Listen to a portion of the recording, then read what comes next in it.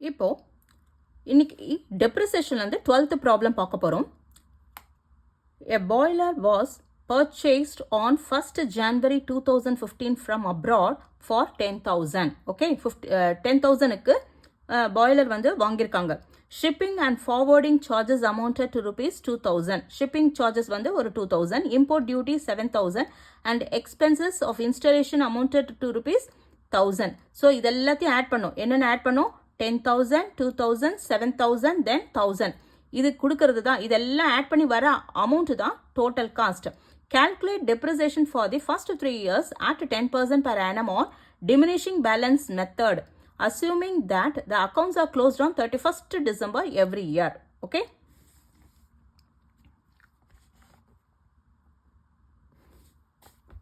So 12th. என்ன சொல்றாங்க? The boiler was purchased on 1st January 2015 from abroad for rupees 10,000. Okay. So 10,000க்கு வாங்கியிருக்காங்க. Boiler purchased 1/1/2015. Okay. So எவ்வளோக்கு வாங்கியிருக்காங்க? 10,000. Shipping and forwarding shipping cost வந்து add பண்ணிக்கோங்க ஒரு 2,000. Okay. So 12,000. தென் அப்புறம் இம்போர்ட் டியூட்டின்னு ஒன்று கொடுக்குறாங்க இல்லையா? இம்போர்ட் அதையும் ஆட் பண்ணோம். That is 7,000. டோட்டல் வந்து 19. And then installation expenses of installation amount, expenses of installation, installment charge வந்து ஒரு 1,000. ஸோ எல்லாத்தையும் ஆட் பண்ணால் 20,000 டோட்டல் காஸ்ட் வந்து 20,000 rupees. ஓகே. ஸோ அப்புறம் என்ன சொல்லிருக்காங்க? calculate depreciation for first 3 yearsன்னு சொல்லிருக்கு. at 10% per annum. depreciation வந்து at 10% per annum on diminishing balance method. Okay.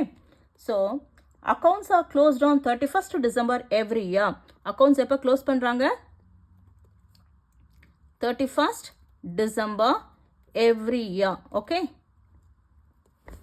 So இப்போ என்ன ஆகுது? இப்போ டோட்டல் காஸ்ட் வந்து 20,000.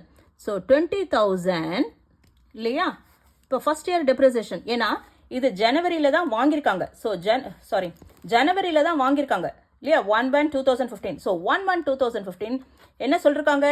க்ளோஸ் பண்ணுறது வந்து 31st December every year. So 1ல் ஆரம்பித்து ஜனவரியில் ஆரம்பித்து டிசம்பரில் முடியறது. ஓகேவா?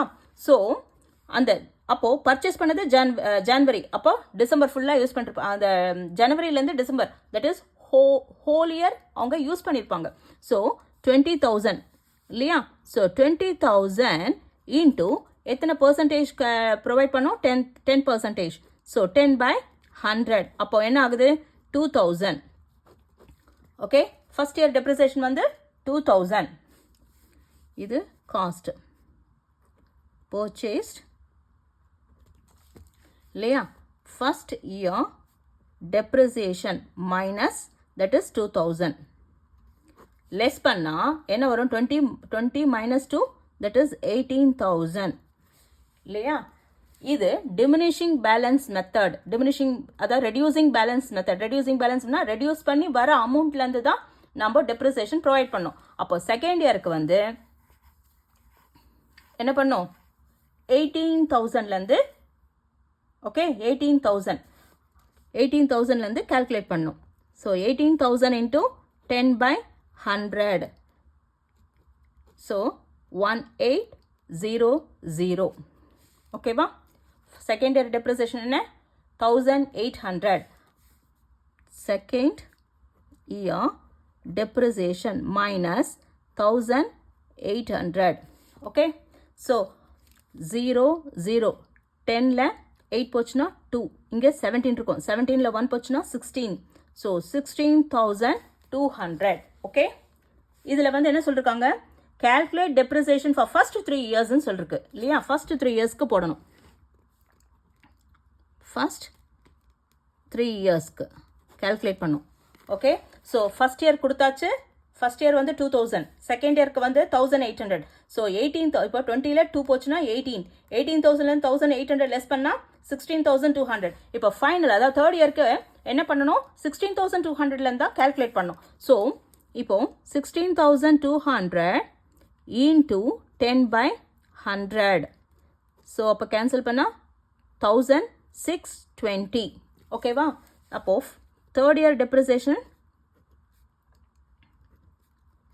1,620 ஸோ 0 10ல் 2 போச்சுன்னா 8 இங்கே 11ல் 6 போச்சுன்னா 5 இங்கே 15ல் 1 போச்சுன்னா 14 ஸோ இது book value okay that's it